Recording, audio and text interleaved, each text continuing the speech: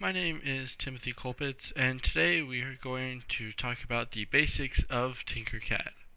So what we're going to do to start off is we're going to create a new design. Before we get started, let's talk a little bit about the layout. So if you click the Tinkercad logo in the top left, it'll go ahead and it'll take you back to the main menu. Here's the part that we had. If I select it, I can download for 3D printing, for Minecraft, order it, or I can tinker. I'm going to tinker since I haven't started anything yet. Over here we have design, where we have the same options that we had before, and then we have the ability to save it or start a new one.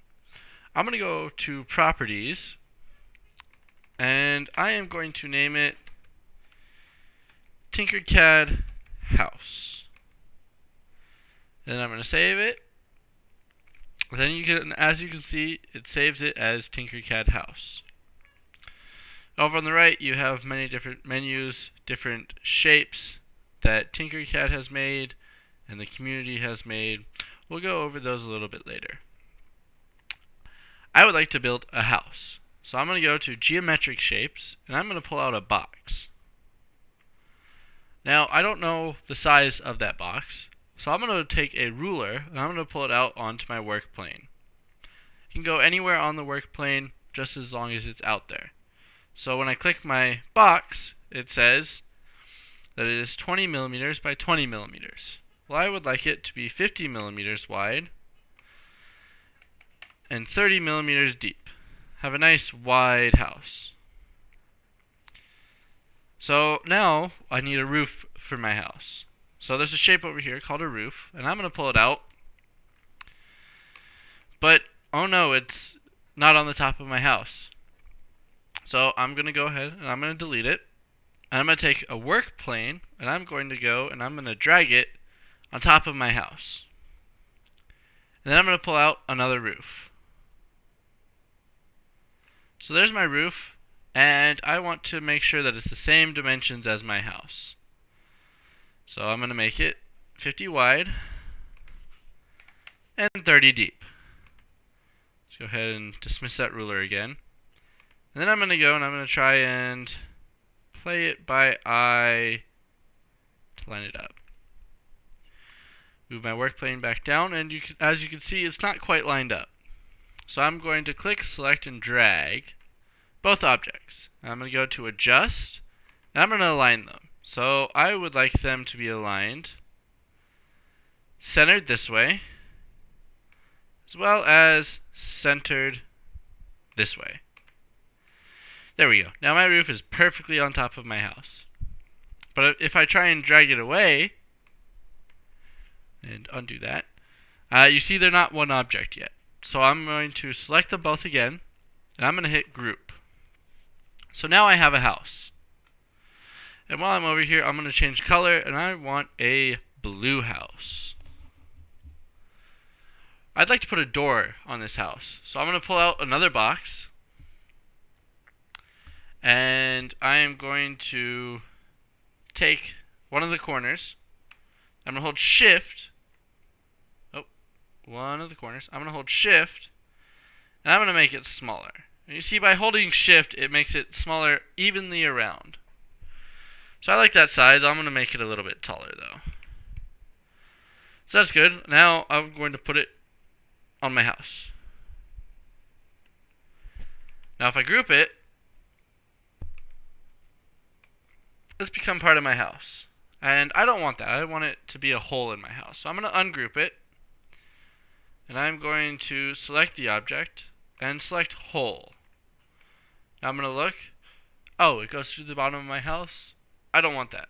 I'm going to select the object, and this black arrow right here, I'm just going to pull it up 2 millimeters. So as you can see, it's not on the bottom of my house. And again, I am going to align both objects. Oh, not mirror. Sorry, I want to align. Yes, and I want to align the house to be or the door to be right in the center of the house. And I'm going to go ahead and I'm going to group those. So now I have a door in the center of my house. Now I want a window over my door. So I'm going to go ahead and I'm going to take a round roof shape. And I'm going to go ahead and I'm going to make it smaller.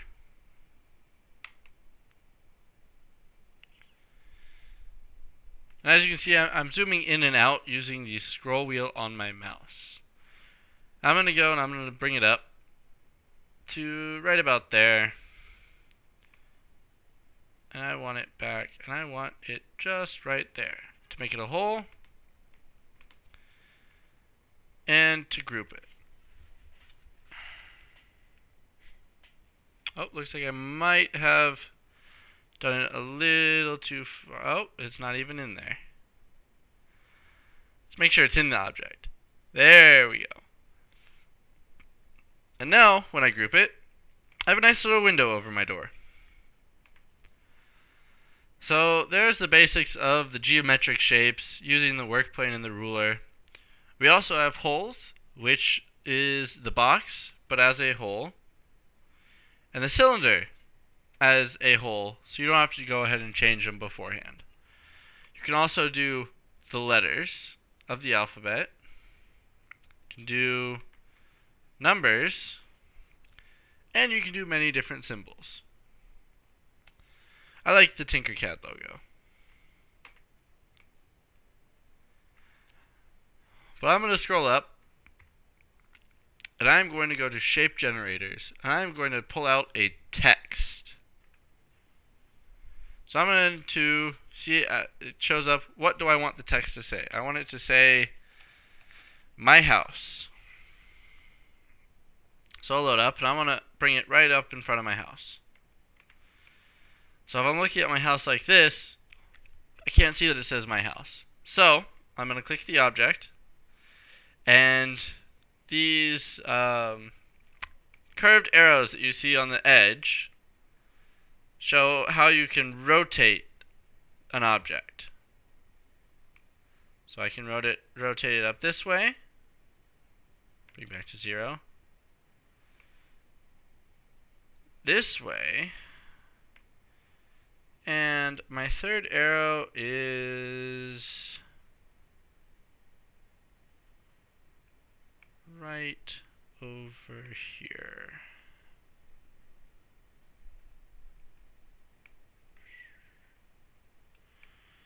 Oh, the arrow disappeared. There we go. No.